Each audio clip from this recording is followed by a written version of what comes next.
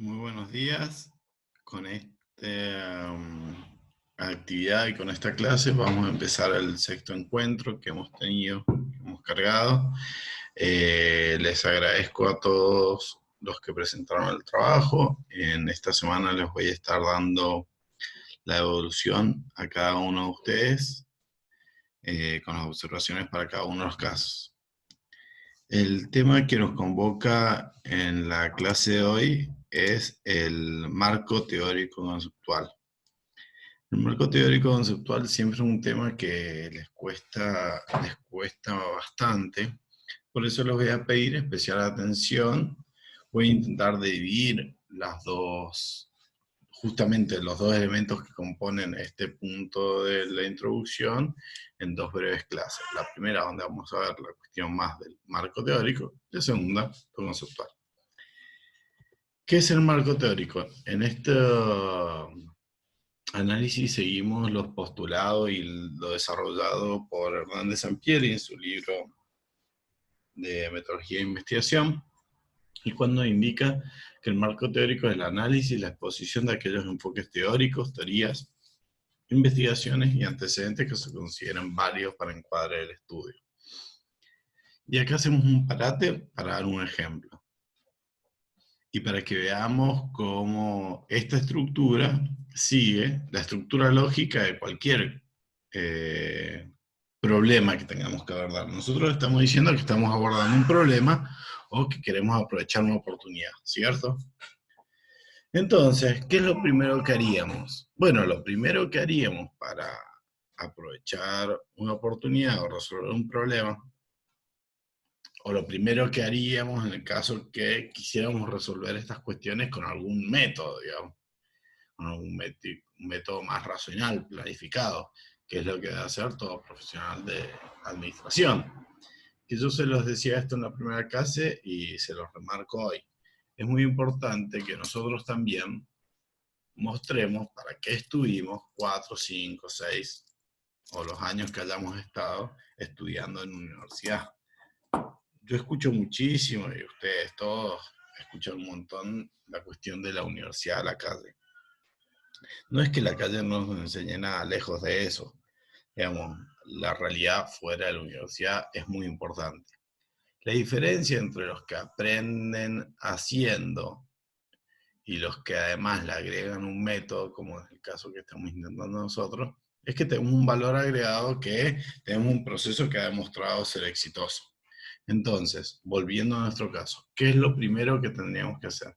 Bueno, lo primero que tendríamos que hacer es esto, buscar los antecedentes, buscar cómo otros han buscado aprovechar la misma oportunidad que estoy intentando aprovechar yo, o cómo otros han resuelto el mismo problema que se me presentó a mí.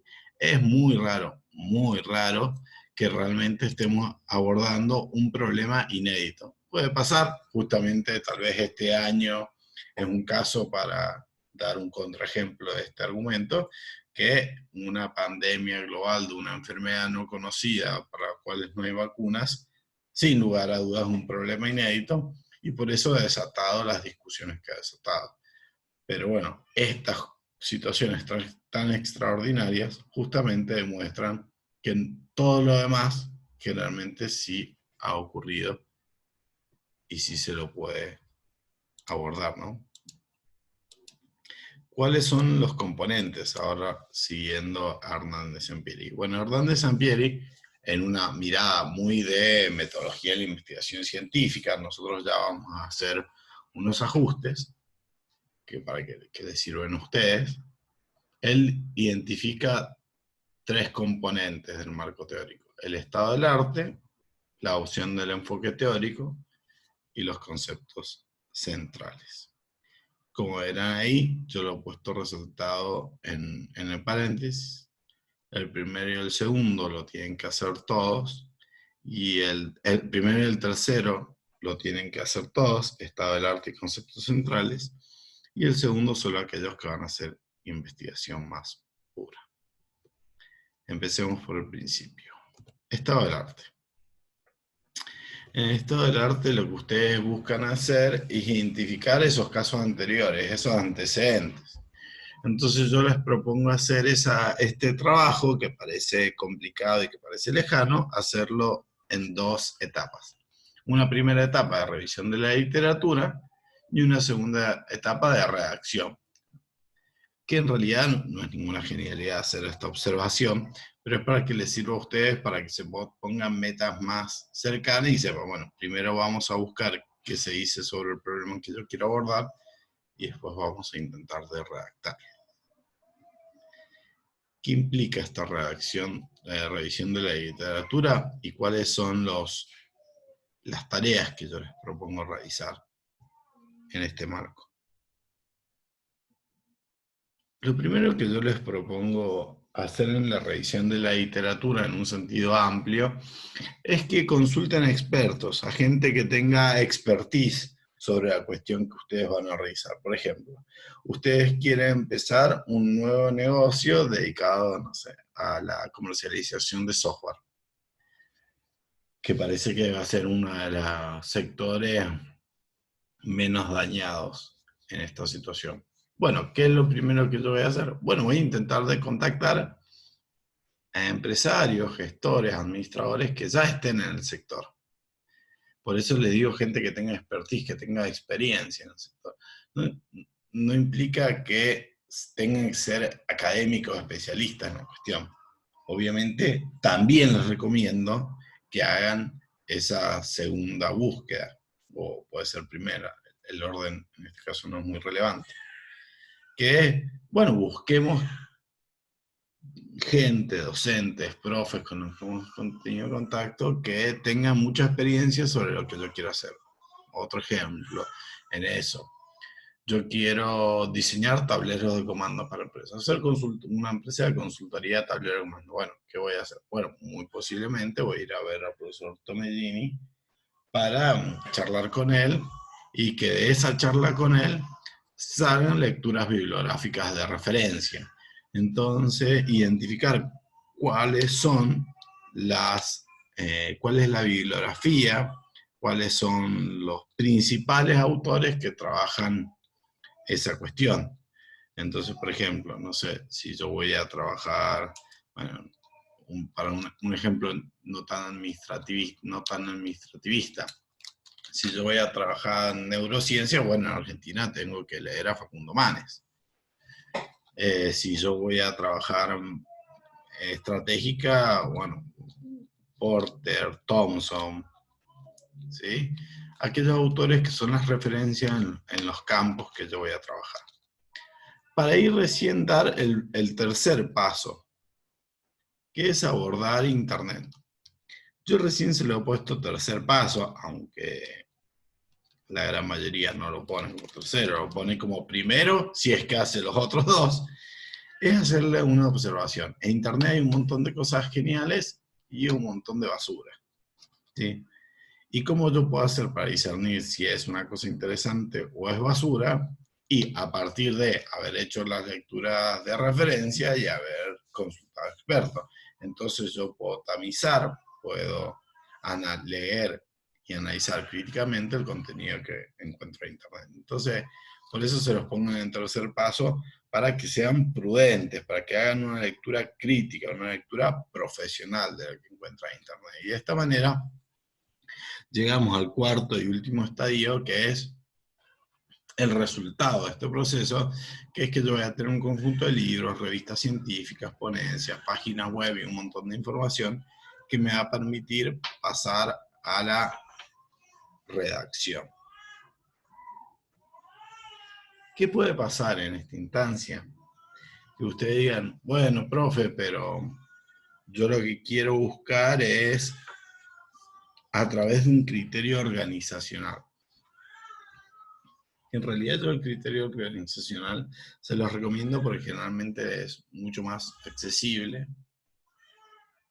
Empezar por ahí es un buen comienzo. ¿Qué significa el criterio organizacional? Siguiendo el ejemplo que dábamos, quiero hacer una empresa de software. Bueno, ¿qué es lo primero que voy a hacer? Bueno, voy a ver las empresas de software que tengo en mi entorno. Y ahí yo les recomiendo estos 4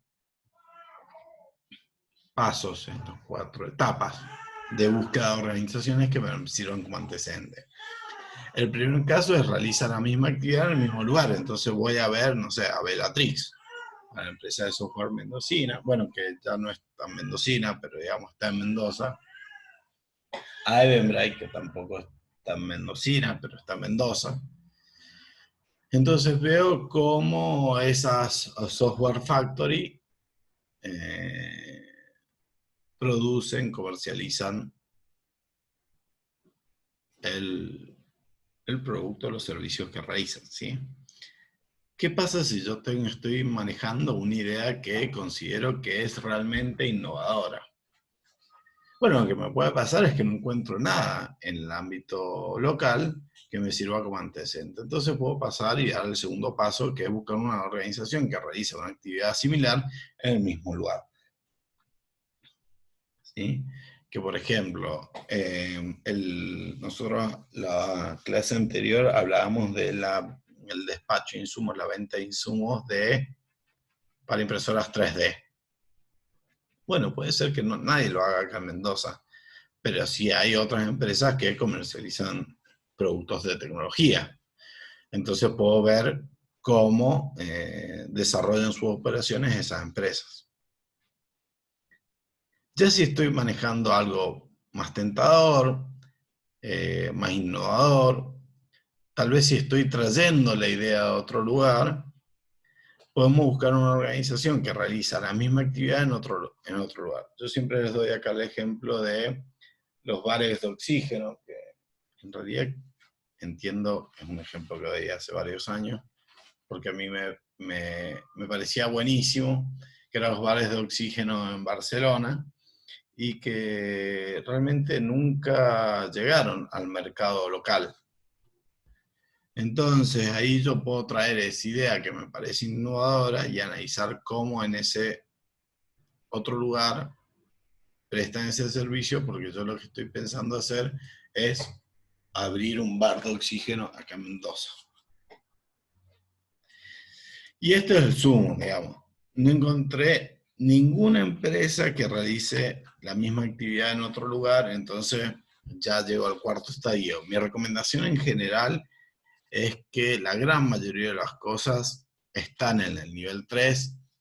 Si pasaron al nivel 4, hagan un chequeo, porque tal vez lo que puede estar pasando es que estamos haciendo una revisión muy superficial, por eso no encontramos cosas. Entonces identificamos 1, 2, 3 organizaciones que me sirven. Lo que puede pasar, que es una pregunta también que surge muchas veces cuando hacemos la clase presencial, que bueno, ahora no surge, pero me la autohago a la pregunta, que es, profe, un caso, yo tengo organizaciones en diferentes niveles. Bueno, pueden tener organizaciones en diferentes niveles, porque lo importante en esto es identificar aquellas organizaciones que me ayudan a aprender más. O sea, las que me dan pautas más claras de cuáles son las mejores prácticas en la industria y cuáles son las prácticas que no funcionan. Entonces, de esa manera ya puedo pasar a la redacción. Que yo acá le hago una propuesta de redacción del estado del arte que sigue el modelo que decíamos recién de la estructura organizacional. Entonces, yo identifiqué 1, 2, 3 organizaciones, como verán acá. Pienso en 3 organizaciones que me sirven como antecedentes. ¿Y cómo voy a analizar ese antecedente y cómo voy a escribir mi marco teórico? Bueno, por cada una de esas organizaciones voy a escribir 2 párrafos extensos, más o menos 2 párrafos, no es que estrictamente deban ser 2 párrafos, pero eso nos habla un poco de cuál es la extensión estimada. O sea que no esperamos de cada organización 5 páginas, sino una idea, porque después en el desarrollo de la tesis esta cuestión la van a poder profundizar. Entonces, ¿qué voy a escribir? Estos 2 párrafos que tienen que ver con una descripción institucional del caso de la organización número 1 y el análisis de los antecedentes para el proyecto. Y así voy a repetir una descripción institucional y los antecedentes para el proyecto para cada uno de los casos, y a cada uno de estos puntos les voy a dedicar al menos un párrafo. ¿Qué significa esta descripción institucional? Bueno, la descripción institucional lo que significa es que yo le voy a dar orientaciones, directivas, voy a mostrar los elementos que me parecen más importantes sobre esa organización. Entonces, siguiendo el caso que decíamos de Bellatrix, bueno, si hacemos una descripción institucional, diríamos algo así como que es una empresa con sede en Mendoza, que es una empresa, era una empresa familiar, que fue vendida hace poco, que tiene más de 400 empleados, que vende tal y cual tipo de productos, que tiene más de 30 años de experiencia. Bueno, voy a dar pautas que me permitan, o sea, que me permitan a mí, que soy el que está escribiendo, y al lector, hacerse una idea acabada de qué tipo de organización estoy hablando. Si estoy hablando de un kiosco o una multinacional. Si estoy hablando de una empresa familiar o una corporación multinacional. ¿Sí? Entonces, ese es el punto de descripción institucional. Y después el punto de antecedentes para el proyecto, en el cual yo voy a analizar las cuestiones que a mí me parezcan más relevantes. ¿Sí? ¿Qué significa eso? Yo estoy pensando hacer una reingeniería en mi empresa, una reingeniería del proceso de distribución. Entonces voy a analizar cómo hace su proceso de distribución, no sé, DHL, la empresa de correos. Entonces, en antecedentes para el proyecto, analizo cómo hace su proceso de distribución esta empresa DHL, que me va a servir de inspiración para la reingeniería del proceso de distribución que yo voy a estar queriendo hacer. O voy a proponer un plan de marketing digital. Entonces, en la antecedente para el proyecto, voy a analizar cuál es la estrategia de marketing digital que hace la empresa que estoy estudiando. O sea, en ese antecedente para el proyecto, lo importante es que ustedes puedan identificar las cuestiones más vinculadas con su proyecto. ¿Sí? Entonces repiten el ejercicio de ese párrafo extendido por cada uno de estos puntos, por cada una de estas organizaciones. Yo les puse 3, pueden ser 2, pueden ser 4. Generalmente son 3, que son las organizaciones que entendemos que nos ayudan más a trabajar y analizar nuestro caso.